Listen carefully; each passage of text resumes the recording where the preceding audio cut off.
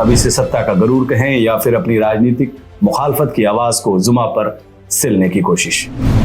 अब इस मौके पर मैं आप सबको तारीख के उस ऐतिहासिक लम्हे से रूबरू कराना चाहता हूं जिसकी बदौलत आज हम यानी पूरा देश इस मुकाम पर पहुंचा है। 14-15 अगस्त 1947 की मध्य रात्रि की बेला थी वो। स्वतंत्रता की सुइयां मजबूत कदमों से अपनी मंजिल की तरफ बढ़ रही थी।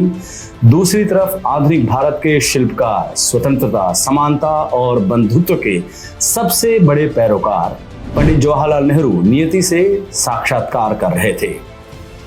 उन्होंने कहा था ट्रस्ट विद डेस्टिनी में, और उस पर गौर फरमाइए, उस साक्षात्कार के सार तत्व पर। बहुत साल पहले हमने नियति से एक वादा किया था और अब उस वादे को पूरी तरह तो नहीं लेकिन काफी हद तक पूरा करने का वक्त आ गया है।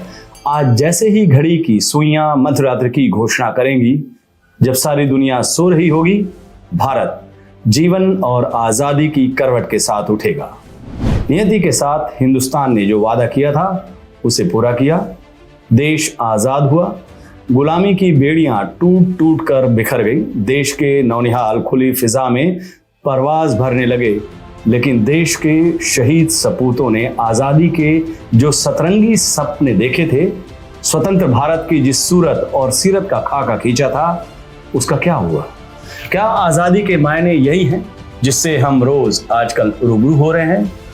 बोलने पर पाबंदी, लिखने पर पाबंदी, प्रदर्शन पर पाबंदी, पत्र पत्रिकाओं पर पाबंदी, टीवी अखबार पर पाबंदी, सोशल मीडिया पर पाबंदी, सामाजिक संस्थाओं पर पाबंदी, आपसी भाईचारा निभाने पर पाबंदी, हर उस चीज पर पाबंदी जिससे इस सरकार के जोर जुल्म पर किसी तरह का खलल पड़ता हो।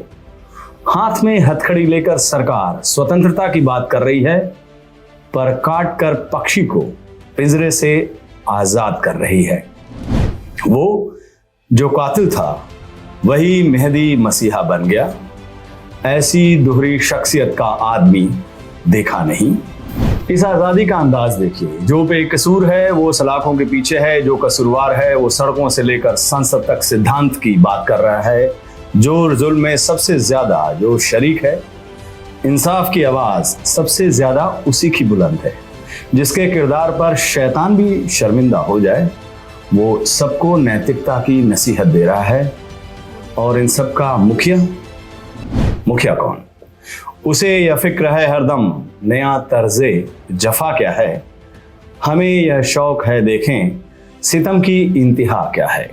सितम की इंतहा अभी आना बाकी है दोस्तों, लेकिन उसका ट्रेलर हम पिछले 8 सालों से देख ही रहे हैं। पिछले 8 सालों में आजादी की नई परिभाषा गढ़ दी गई है। इस सरकार ने वो परिभाषा गढ़ी है। आजादी के मायने और मतलब अब वो नहीं रह गए जो साल 2014 से पहले थे। आजाद आप भी हैं, आपकी तरह तमाम आवाम भी है, लेकिन हम सबको कैसी आजादी? बस ऐसे वाक्यों को चुपचाप देखने की आजादी। कुर्बतें होते हुए भी फासलों में कैद है, कितनी आजादी से हम अपनी हदों में कैद हैं। अपने देश समाज की यही हकीकत है दोस्तों। लेकिन क्या इसके लिए कसूरवार केवल सरकार और उसके जो नुमाइंदे हैं वही हैं? इस सवाल का जवाब तलाशने से पहले आपको एक सवाल, दुनिया का सबसे बड़ा अपराध क्या है, ये सवाल है।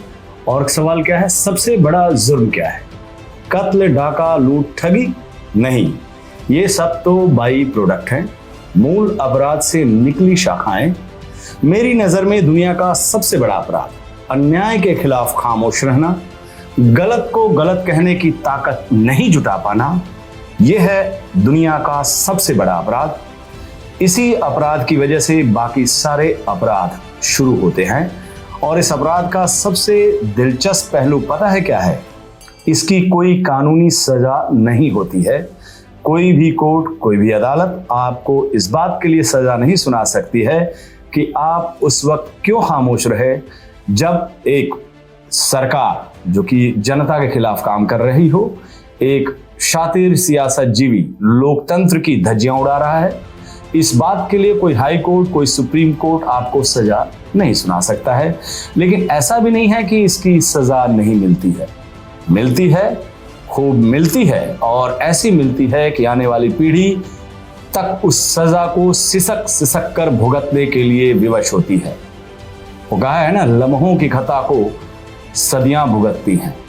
आपसे बस एक आग्रह है, स्वतंत्रता के सच के लिए संघर्ष कीजिए, असली आजादी के लिए उद्घोष कीजिए। ये मत सोचिए कि कौन आपके साथ है, कौन अपनी हदों में कैद है। बस आप असली आजादी के लिए अपनी आवाज बुलंद कीजिए, अपनी आवाज को मजबूत कीजिए। नेज़े पर रख कर सिर मेरा और बुलंद कर दुनिया को एक जलता चिराग तो दिखाई दे। नमस्कार।